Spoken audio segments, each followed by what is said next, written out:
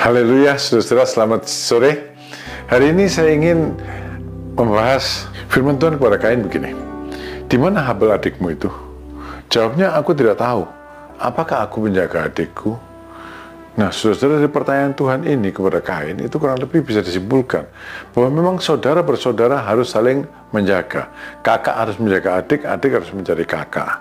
Itu saudara kandung. Saudara dalam Tuhan harus saling menjaga. Bahkan saudara sebangsa setanah air pun harus saling menjaga. Kenapa?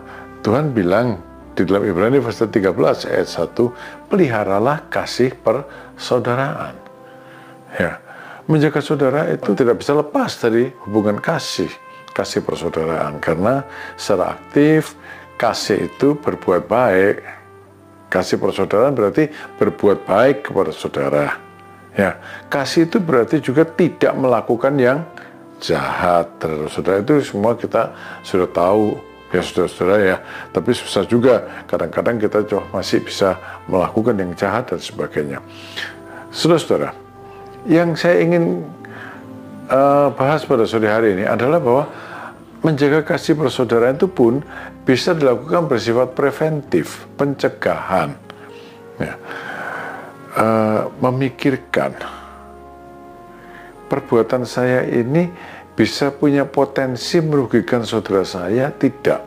Apakah perbuatan saya ini ada kemungkinan mencelakakan saudara saya atau tidak? Itu juga termasuk dalam menjaga saudara. Ya, kita tidak memikirkan satu tindakan yang bisa membahayakan orang lain, bisa mengganggu kenyamanan orang lain.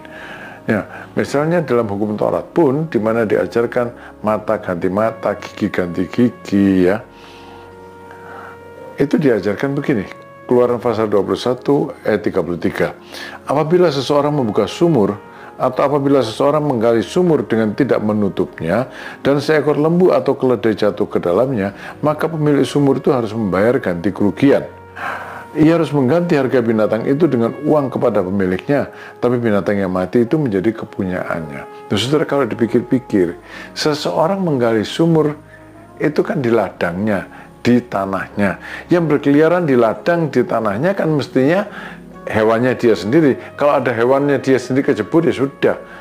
Ini hewan tetangga kejebur di sumurnya, berarti tetangga tidak menjaga hewannya sehingga berkeliaran di ladangku. Kemudian dia kejebur sumurku, yang salahkan dia, kenapa tidak menjaga binatangnya?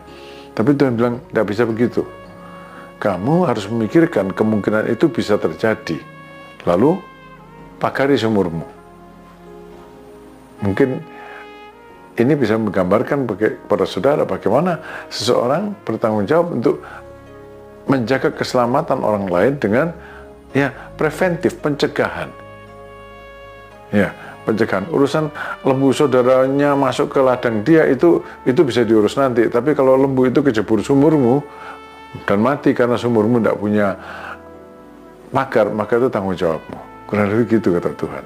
Ya, jadi pikir baik-baik sebelum melakukan tindakan yang berpotensi merugikan orang lain. Dalam Ulangan pasal 22 ayat 8, apabila engkau mendirikan rumah yang baru, maka haruslah engkau memagari sotoh rumahmu, supaya jangan kau datangkan hutang darah kepada rumahmu itu apabila seorang jatuh dari atasnya. Ini juga kurang lebih sama. Kalau tadi bicara soal lembu, ini bicara soal orang yang celaka. Rumah di Israel kan atapnya datar, disebut sotoh rumah, dan pakai untuk duduk-duduk, mungkin ya cari hawa begitu. Kemudian saudara, kalau ada orang jatuh dari suatu rumah, yang punya rumah itu tanggung jawab. Ya kalau itu tamu, memang diundang duduk-duduk di situ, jatuh tanggung jawab. Nah kalau maling, saya nggak nyuruh dia naik ke suatu rumah saya, ternyata dia jatuh. Tuhan bilang kamu tanggung jawab. Urusan dia maling ada hukumnya sendiri. Tapi jatuh dari suatu rumah yang tidak berpagar, kamu yang tanggung jawab, karena kamu tahu bahwa kamu harus menjaga keselamatan orang lain, memikirkan keselamatan orang lain. Nah, jadi sekarang penerapan praktisnya bagaimana? Kita perlu berpikir, tindakan saya menguntungkan orang lain atau bakal merugikan orang lain? Bila tidak menguntungkan orang lain, maka itu berarti kita tidak mencegah orang lain kena celaka akibat tindakan kita. atau secara pasif berbuat jahat terhadap orang lain.